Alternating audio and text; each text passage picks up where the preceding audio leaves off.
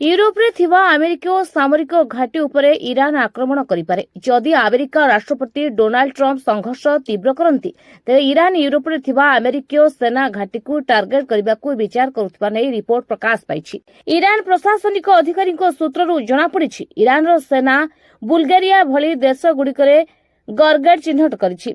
ଏହା ବ୍ୟତୀତ ସାଇପ୍ରସ୍ ମଧ୍ୟ ଅନ୍ୟତମ ସମ୍ଭାବ୍ୟ ଟାର୍ଗେଟ ତାଲିକାରେ ରହିଛି। ଗତ ମାର୍ଚ୍ଚରେ ସେଠାରେ ଥିବା ଏକ ବ୍ରିଟିଶ ଏୟାର ବେସ୍ ଉପରେ ଏକ ଡ୍ରୋନ୍ ଆକ୍ରମଣ ହୋଇଥିଲା।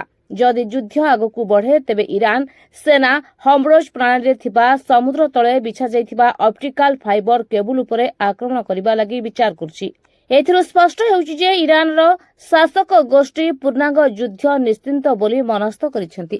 ହର୍ମୁଜ ପ୍ରଣାଳୀକୁ ନେଇ ଏବେ ଆଲୋଚନା ବନ୍ଦ ରହିଛି ଏବଂ ସର୍ବୋଚ୍ଚ ନେତା ମୋଜତବା ଖାମନେଇ ନିକଟରେ କଠୋରପନ୍ଥୀମାନଙ୍କୁ ପ୍ରମୁଖ ସୁରକ୍ଷା ଏବଂ ସାମରିକ ପଦବୀରେ ନିଯୁକ୍ତି ଦେଇ ତେହରାନର ଆଭିମୁଖ୍ୟ ଆହୁରି କଠୋର କରିଛନ୍ତି। Islamic Revolutionary Guard Corps IRGC ମଧ୍ୟ ପୂର୍ବରୁ ଚେତାବନୀ ଦେଇଛି ଯେ ଇରାନର ଭୂଖଣ୍ଡ ଉପରେ ଆକ୍ରମଣ ଲାଗି ବ୍ୟବହୃତ ହେଉଥିବା ଘାଟିକୁ ବୈଧ ଟାର୍ଗେଟ ବିବେଚନା କରାଯିବ ଏବଂ ସେଠାରେ ଆକ୍ରମଣ ହେବ।